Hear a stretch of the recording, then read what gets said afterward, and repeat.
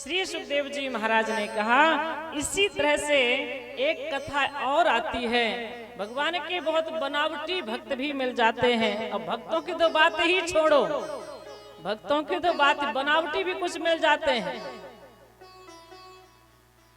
और जैसे कि रावण नकली साधु बन गया था, ऐसे लोग कुछ बन जाते हैं।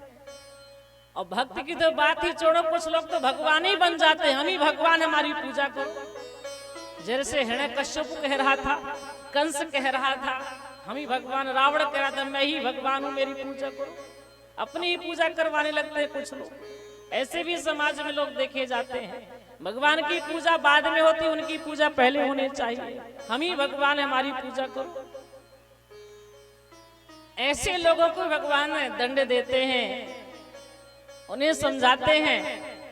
तो श्री सुखदेव जी महाराज ने कहा, हे राजा परीक्षित, एक पौंड्रक था। पौंड्रक जो एक राजा था, वह अपने को ही वासुदेव समझता था कि मैं ही भगवान कृष्ण हूं। अब भगवान कृष्ण के 4 हाथ हैं, तो वो भी 4 हाथ बना लिया। भगवान का जो रथ है उसमें गरुड़ का ध्वजा लगी हुई है, गरुड़ जैसा है, तो वो भी वैसा बना लिया। भगवान जैसे जैसे श्रृंगार करते उसने भी श्रृंगार कर लिया, माला इत्यादि पहन लिया और भगवान बन गया कि मैं ही द्वारकाधीश हूँ, मैं ही वासुदेव हूँ, मेरी सब कोई पूजा करो। और जो द्वारकापुरी में जो बैठे हैं वो कृष्ण है, वो तो नकली हैं, असली मैं हूँ वो नकली है। जैसे संसार में आज लोग नाटक करते हैं, तो कोई कृष्ण बनता है, कोई बलराम बनता है, कोई कुछ बनता है, ऐसे पौंड्रक भी अपने आप को भगवान बना लिया, बैठ गया और उसकी हाँ में हाँ मिलाने वाला काशीराज हो गया। मैं कहता हाँ बिल्कुल तू ही भगवान है।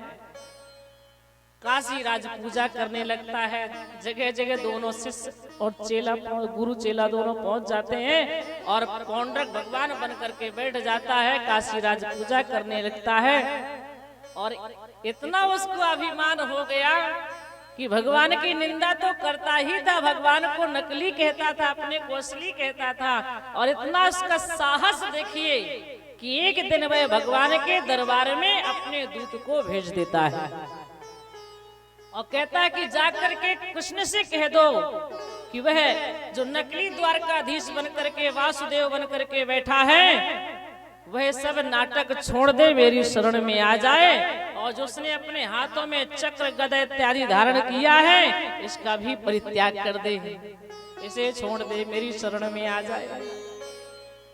और नहीं आएगा तो फिर मुझे आना पड़ेगा। जब दूत ने ये सब बात कही तो भगवान खूब मुस्कुराए।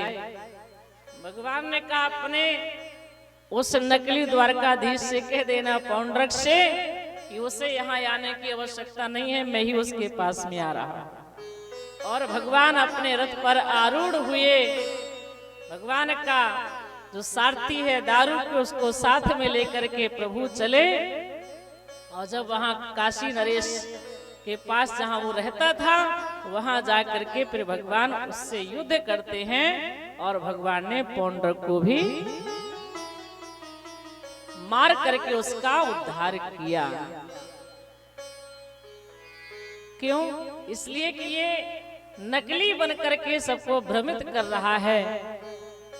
आज भी ऐसे लोगों को दंड की आवश्यकता है।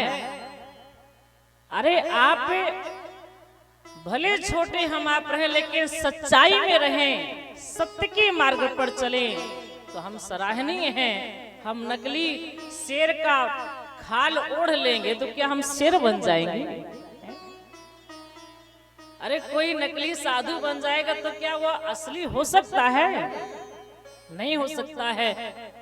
कहते हैं नकली साधु कभी असली हो ही नहीं सकता है, और असली कैसा भी रहा आए वो हमेशा वही रहता है कि यह को वेश साधु सन मानू, जिम जग जावंत हनुमानो। तो देखिए हनुमान जी को और जावंत जी को देखिए, साधु जैसे नहीं दिख रहे हैं। हनुमान जी बंदर जैसे दिख रहे हैं तो भी साधु हैं, जावंत जी भालू जैसे दिख रहे हैं तो भी साधु हैं। लेकिन उग्रही अंत न होए ने बाहु, अकाल नेम जिमी रावण राहु।